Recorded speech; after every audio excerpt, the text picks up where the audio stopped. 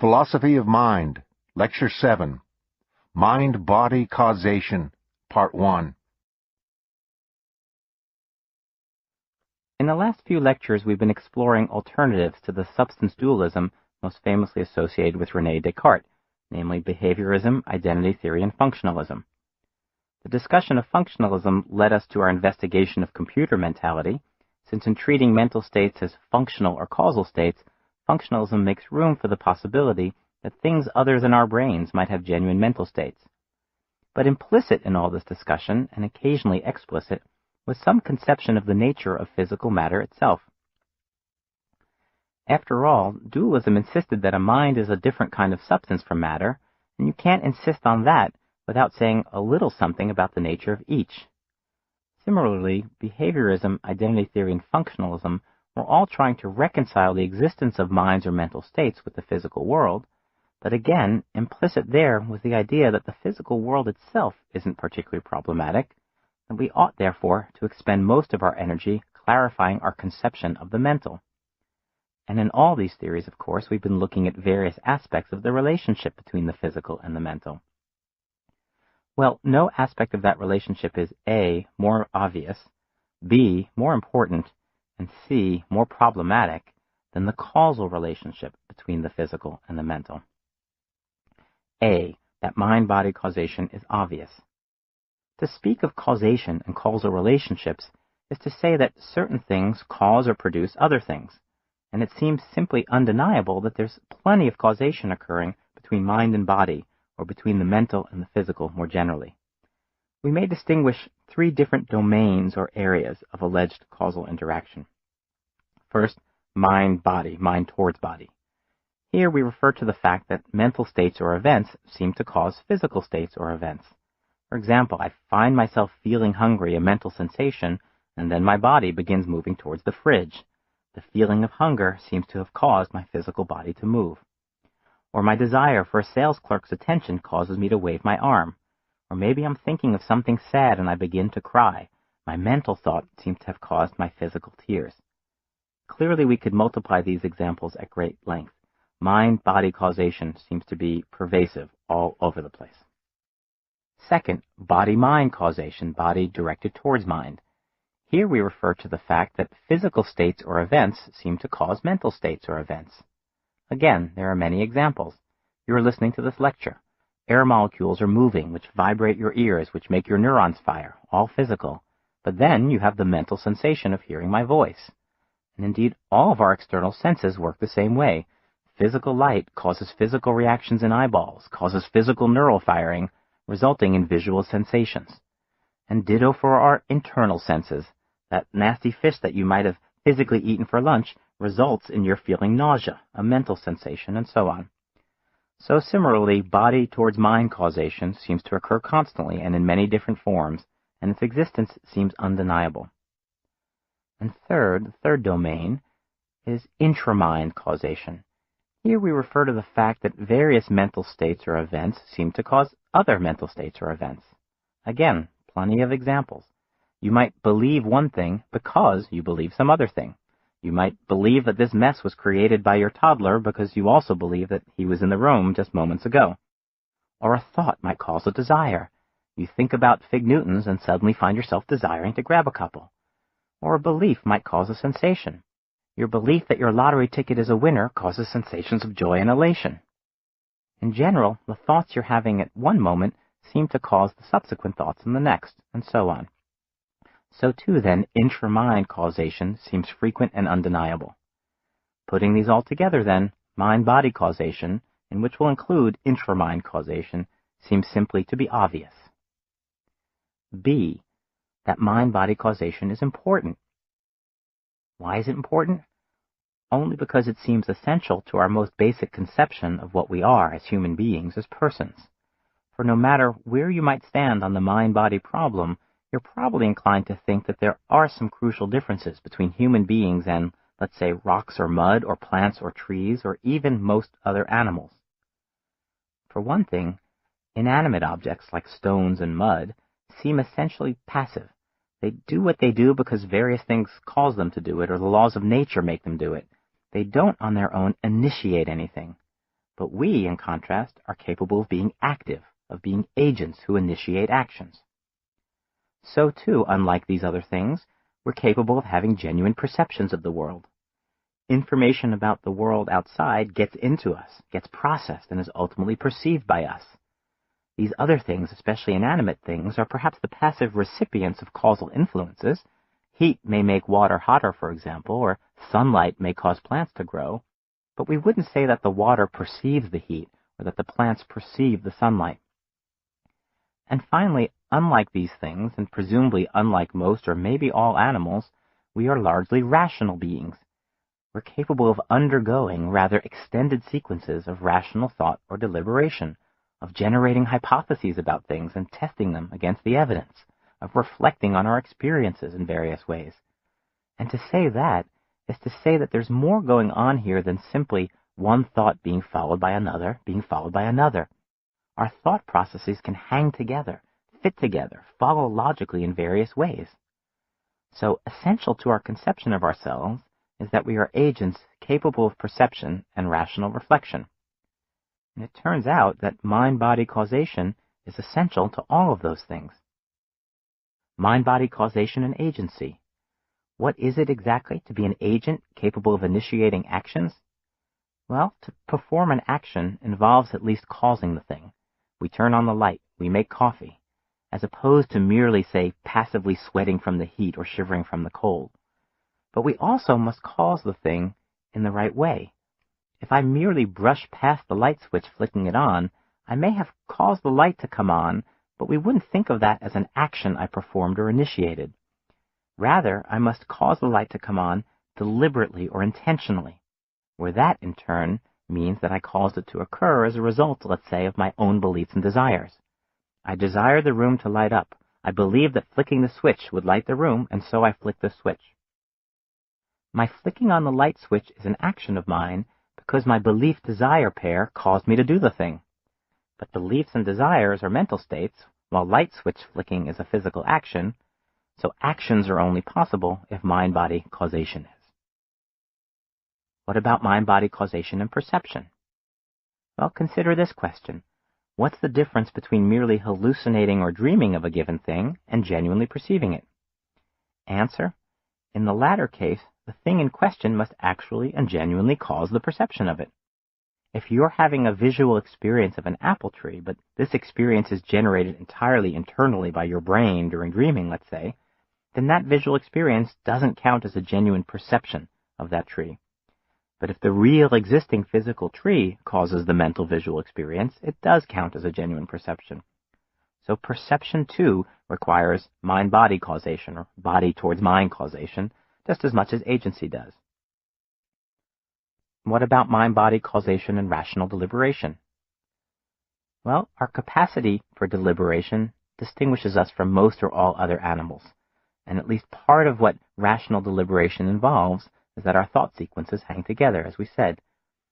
Well, one component of hanging together seems to be that thoughts are causally responsible for subsequent thoughts. Imagine for a moment that your state of thinking at one moment literally had no causal relevance to your state of thinking at the next moment. It's hard to imagine that the two thoughts involved at those two moments would or could have anything to do with each other. They'd seem to be just randomly paired thoughts. So if our thoughts do hang together, one mechanism would be that the first thought literally causes the second thought. Rational deliberation, then, seems to depend on what we call intra-mind causation.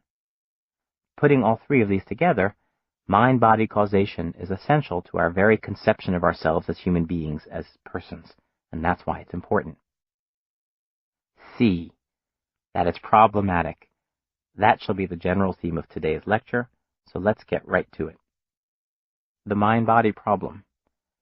Back in Lecture 2, we examined a couple of problems for Cartesian substance dualism, the doctrine that mind and matter are completely different sorts of substances. Well, no problem has had more historical traction than the causation problem, which is often just called the mind-body problem.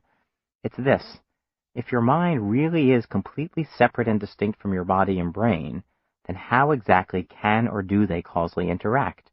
How could mental states or events cause physical states or events, and vice versa? There are actually two aspects of this problem. First, neuroscience has learned much about the physical processes of the brain and about how brain states cause subsequent brain states. But how could Cartesian mental states causally intervene in the brain without totally undermining everything that science teaches us about causation within the brain?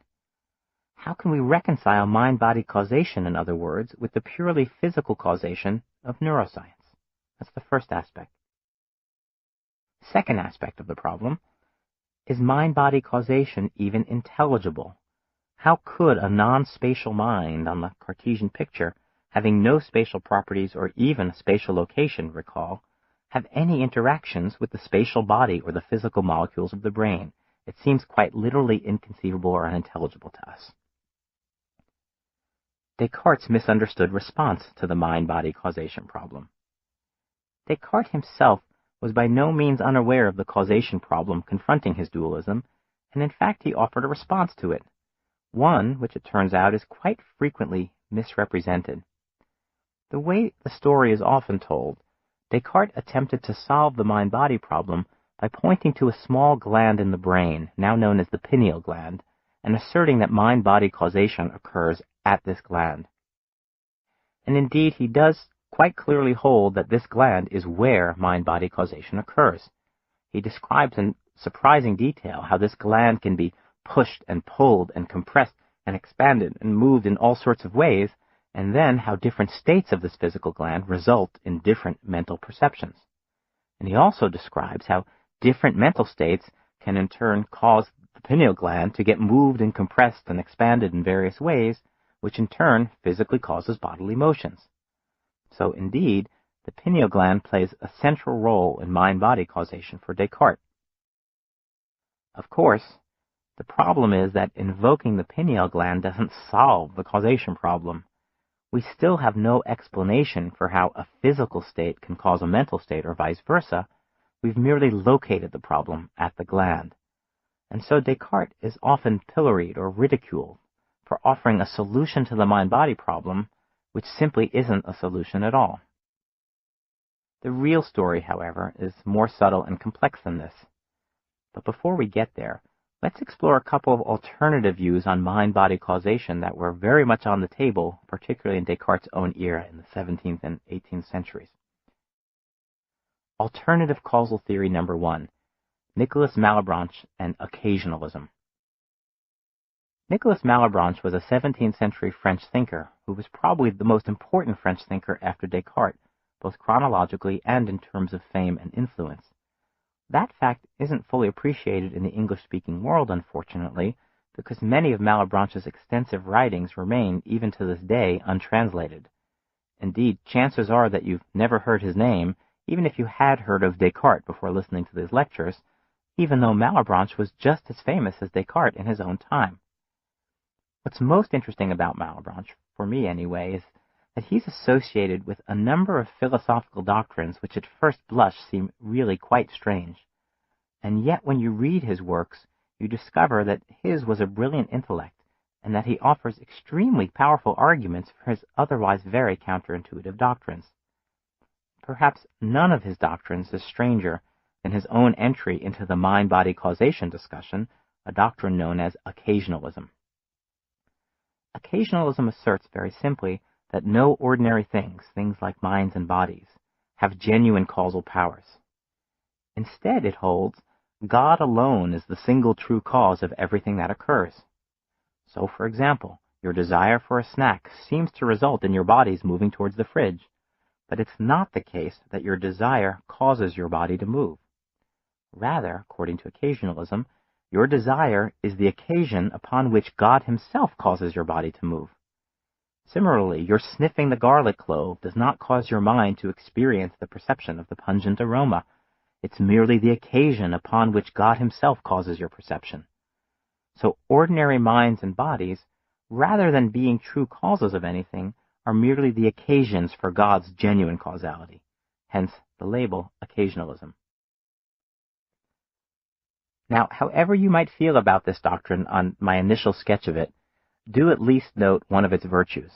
It solves the mind-body problem, or perhaps more precisely, dissolves it. To solve it would be to explain just how mind and body can causally interact. Instead, on the doctrine of occasionalism, there's no need to explain how they interact because they simply don't. The problem just goes away. Your desire to eat results in God's moving your body. No problem. Of course, some philosophers think that this doctrine is just too simple. It does feel a little ad hoc after all. You just invoke God when you need to explain something. And of course, you can only believe in occasionalism if you happen to already be a believer in God in the first place. So if you happen to be an atheist, you're just out of luck here. If you are a believer, however, it's worth pointing out that occasionalism is not quite as ad hoc as it might sound in my description of it so far. First, it doesn't actually originate with Malebranche, although he is the philosopher most famously associated with it. In fact, occasionalism dates at least back to the early medieval period, when it was taken very seriously by many thinkers long before the specific mind-body problem arose, at least in its Cartesian dualist form. More importantly, and perhaps the reason that Malebranche is most closely associated with occasionalism, the doctrine is actually based on a number of sophisticated arguments which make it more broadly applicable than merely to the mind-body causation issue. Rather, it's in fact a very general theory of causation. The argument is that no ordinary objects like minds and bodies have true causal powers, so no purely physical causation is possible either. Thus, Malebranche argues, when one billiard ball collides with another, the motion of the first does not truly cause the motion of the second. Rather, the collision is the occasion on which God himself subsequently moves the second ball, and if you're the one shooting, you obviously hope he drops it in the pocket. So, the theory, at least, is not ad hoc. It's not merely invoked to make the mind-body problem go away. It's really a general theory of causation. It's in fact based on various arguments about causation in general, and then has the added benefit that if you accept those arguments, if you can accept this doctrine, you can make the mind-body causation problem just go away. And indeed, if you are a believer in God, it is a theory which you must consider carefully. I heartily commend to you the writings of Malebranche, which are available in English if you want to explore some of his really quite fascinating arguments for occasionalism. Alternative causal theory number 2, G.W. Leibniz and pre-established harmony. We meet Leibniz once again, the great 17th century German mathematician and philosopher. In Lecture 4, we discussed his principle of identity, known as Leibniz's law, and in our last lecture on computer minds, we discussed his invention of a mechanical device for performing mathematical computations. It's actually no surprise that Leibniz might come up frequently, for no matter what subject you study, you're likely to come across him at some point, for he made important contributions throughout mathematics and many different sciences, including inventing the famous theory known as the calculus, as well as made contributions in philosophy and theology and other subjects. He was also famous for wearing one of the biggest wigs in Europe, but that's a subject for another day. Perhaps none of his theories is as interesting or as bizarre as his doctrine of the pre-established harmony. Imagine two grandfather clocks, exactly identical in every way, wound the same way, and set to precisely the same time. What we'd expect to see is a perfect correlation between the two clocks. When the first one reads 12:13, so too would the second, and so on. But this perfect correlation is not evidence of any direct causal relationship between the clocks. The readings on one clock in no way cause the readings on the other, despite their perfect correlation. Rather, their respective readings are caused purely internally, by the internal mechanisms of each clock. The correlations obtain because they've been, in this case, externally coordinated. They run in perfect parallel, in a kind of harmony of correlation, and yet causally separated from each other. Well, that now is Leibniz's picture of the world as a whole. There appears to be plenty of causal interaction between minds and bodies, as we've seen. But this appearance, he says, is an illusion. Your desire for a snack may well be correlated with your body's moving towards the fridge, but it does not, in fact, cause it. Instead, each individual substance causes its own sequence of internal states. Your mind causes itself to go through a sequence of mental states, including desires, thoughts, perceptions, and so on. Your mind is running on a purely internal program, much as each grandfather clock did in the previous example. Meanwhile, The physical world, including your body, is running on its own internal program, going through a sequence of physical states. And those sequences of events are all perfectly correlated with each other. At the moment your mind's program produces its desire for food, your body's program produces the motion towards the fridge. All individual minds, too, are in perfect correlation or harmony with each other. At the moment your mind produces in you the perception of calling my name, my mind produces in me the perception of your voice calling my name. Each individual thing runs its own internal program, yet everything is so perfectly correlated or harmonized that we get the illusion of causal interaction between things. This doctrine, this pre-established harmony, is admittedly not an idea you come across every day. But whatever you may think of it on this brief introduction, do note that it, too, dissolves the Cartesian mind-body causation problem in just the same way as occasionalism did. If there really isn't any such thing as mind-body causation, then there's no problem about how they interact. But unlike occasionalism, pre-established harmony doesn't deny that minds and bodies have any causal powers whatsoever. Minds can genuinely cause their own internal mental states, much as we've seen in our presentation of intra-mind causation, and bodies genuinely have the power to cause their own physical states. Now, there's lots more that could be said here, of course.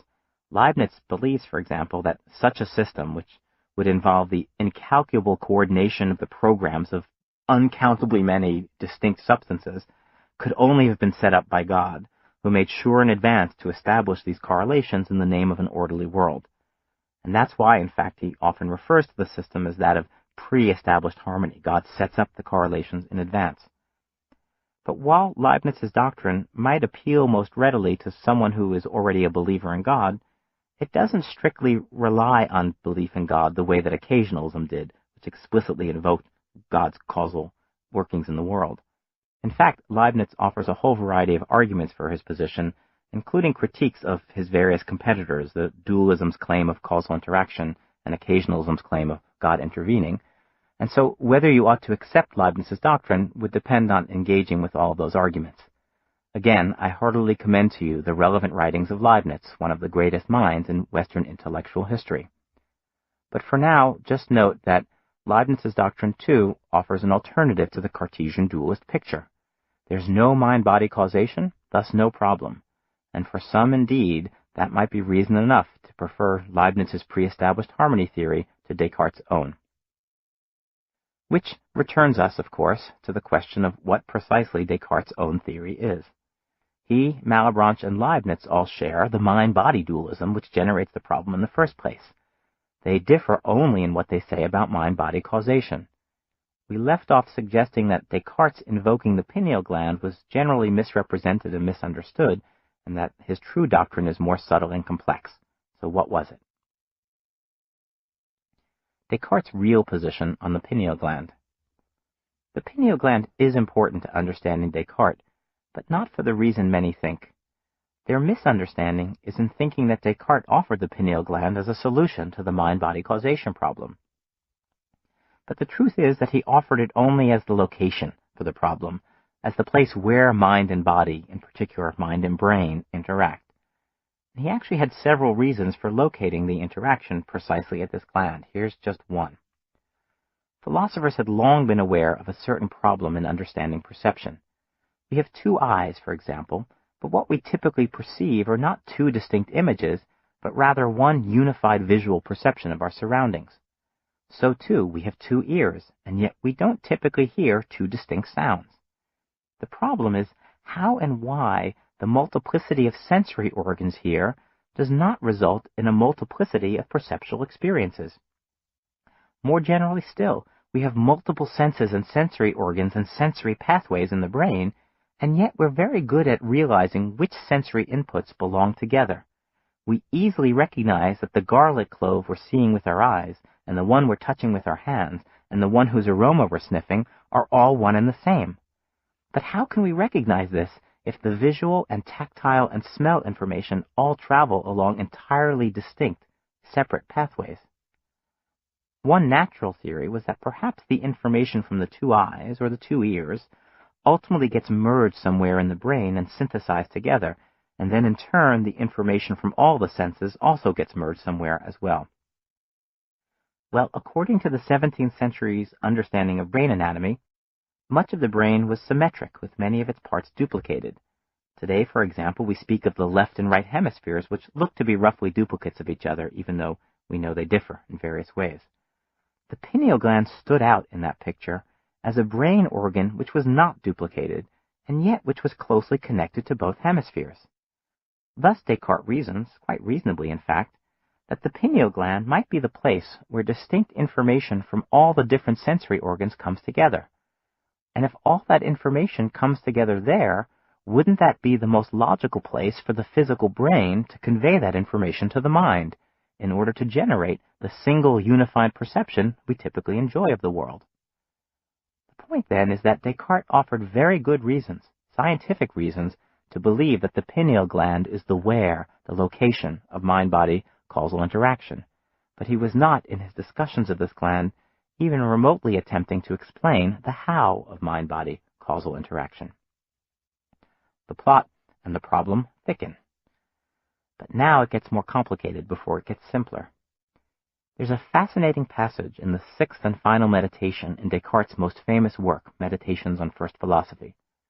Much of this short book provides the materials for the mind-body dualism we've associated with Descartes' name throughout these lectures.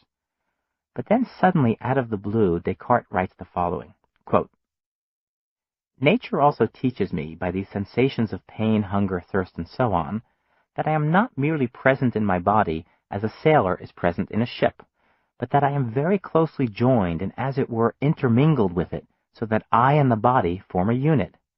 If this were not so, I, who am nothing but a thinking thing, would not feel pain when the body was hurt, but would perceive the damage purely by the intellect, just as a sailor perceives by sight if anything in his ship is broken. Similarly, when the body needed food or drink, I should have an explicit understanding of that fact instead of having confused sensations of hunger and thirst." End quote. Why is this so surprising? Well, dualism as we've presented it seems very much to be captured by the analogy of a sailor in a ship. The mind can observe or perceive what's going on in the body, and of course the mind in general controls or directs the body, for example by sending it to the fridge for a snack. And yet here Descartes rejects that otherwise very natural analogy with some interesting observations. If the mind were truly and completely distinct from the body, he observes, then it might perhaps know when the body suffered an injury, much as the sailor observes the hole in the hull of the ship and says to himself, "Must fix that," so the mind might observe the nail penetrating the body's foot, to use my favorite example, and say to itself, "Oh, must get that fixed." But of course, that's not what our experience is like. Rather than observe that we are injured, it hurts. Similarly, the mind might well know when the body needs food or drink, roughly the same way we know that it's time to fill up our car with gas. But instead, our experience isn't that we merely know that we must eat. Rather, we feel hungry. This leads Descartes to the quite striking conclusion that mind and body are not completely separate after all, despite the famous dualism. Rather, he says, they are closely joined or intermingled. This should lead us to recognize two things. First, what Descartes is invoking here are what we earlier called qualia, the what it's like to be in certain mental states, such as sensations like pain and hunger. And second, if we want to appreciate Descartes' real theory of mind-body causation, we'll have to recognize that he doesn't quite take dualism to mean that the mind and body are utterly separate from each other. Rather, the existence of qualia as just described is going to play some important role. Descartes' real position on the mind-body problem. The real position is going to sound anticlimactic. But you know, after all the strange doctrines we've been looking at in this lecture, maybe a little anticlimax could be a good thing. Descartes' real position on mind-body causation is just this. We don't know how mind and body interact. Or perhaps more accurately, we don't really need to know how they interact. That might sound like a cop-out, but it really isn't. For consider first a different question. How exactly do physical objects causally interact amongst themselves in purely physical exchanges? For example, when two billiard balls collide, how exactly does the motion of the first bring about the motion of the second? The short answer is, in the 17th century and arguably even today, nobody really knows. We might invoke the laws of motion to explain, but of course no one really understands why those laws take precisely the form they do. And moreover, the laws of motion seem merely to summarize or describe the motions that occur, not cause those motions. And further still, our glimpses of Malebranche and Leibniz reveal that the idea that physical objects have true causal powers over one another is actually quite problematic, enough so that both these great minds, amongst others, argue against it. The point we might conclude here is this. In any investigation, even of the purely physical world, you reach a point where you must admit certain primitives, facts or phenomena for which no further explanation is possible. You might explain why bodies move the way they do by invoking the laws of motion, but then you simply accept the laws of motion as a basic fact about how the universe is made. Or if you find some way of explaining why the laws of motion exist and take the form they do, then that new thing you invoke is taken as just a basic fact. And if you're a believer in God, you might take your science extremely far, but then just conclude, and that's just the way God made the world, no further explanation available. In fact, the idea that all explanations ultimately end in inexplicable primitives remains a hotly discussed issue to this day in contemporary philosophy of science. And certainly in the 17th century, it was more than reasonable to conclude about the physical world that some of its features were basic and primitive, that's just the way God made the world, no further explanation available. Well then, Descartes' view about mind-body causal interaction is precisely the same. That mental states and events can cause physical states and events, and vice versa, is a primitive feature of the world. Just as God constructed the world with various laws of motion governing physical bodies, so too he constructed the world with various laws governing how minds and bodies interact, establishing, for example, that when the pineal gland is compressed a certain way, then some corresponding mental perception occurs, and that when the mind is desiring a snack, then some corresponding pineal gland compression occurs, and so on. If accepting primitives is good enough in physics for purely physical interactions, then it should be good enough for mind-body interactions as well. So in short, we don't really know how mind and body interact, says Descartes. But then again, we don't really know how bodies interact either. But the fact that we don't know the latter doesn't stop us from accepting that bodies do causally interact, or from doing a tremendous amount of science and working out the precise laws governing those interactions, and so it needn't stop us from the same with respect to mind-body interaction. Conclusion. Descartes recognizes that the mind-body relation is really quite complex. Mind does not stand to body like a sailor to a ship, but is rather intermingled with it, despite also being a separate substance. What Descartes was observing, again, was that mental phenomena have a qualitative aspect, qualia. There's something that it's like to experience them. Well, as we've seen, and we'll see in more detail in later parts of the course, qualia are a kind of two-edged sword. On the one hand, they provide the strongest arguments for dualism in the first place, since their existence seems impossible to accommodate within a purely physical world. But on the other hand, understanding precisely how qualia fit into this physical world, understanding how the physical processes of the brain might produce or interact with qualia, remains perhaps the most impenetrable part of understanding the relationship between mind and body or brain. It's fair to say that to this very day, no one has any understanding of the nature of qualia and their relationship to the brain, even as the existence of qualia provide the strongest evidence that the mind is something different from the brain. So the final point to make in Descartes' defense is this. Way ahead of his time, he recognized in qualia both the best evidence and the biggest difficulty for dualism. And his inability to explain precisely how qualia fit into the physical world can hardly be held against him, for it puts him in company with precisely every thinker who thinks about these issues to this very day. We'll return to the question of mind-body causation in Lecture 13, when we'll explore some more contemporary thinkers on the topic. First, in our next lecture, we'll resume the thread that we left dangling at the end of our last lecture, Lecture 6. We'd concluded there that the meaningfulness of mental states, the fact that they're about things, was essential to them. We must now spend some time trying to make sense of, in a word from earlier in the course, the intentionality of the mental. This ends Lecture 7.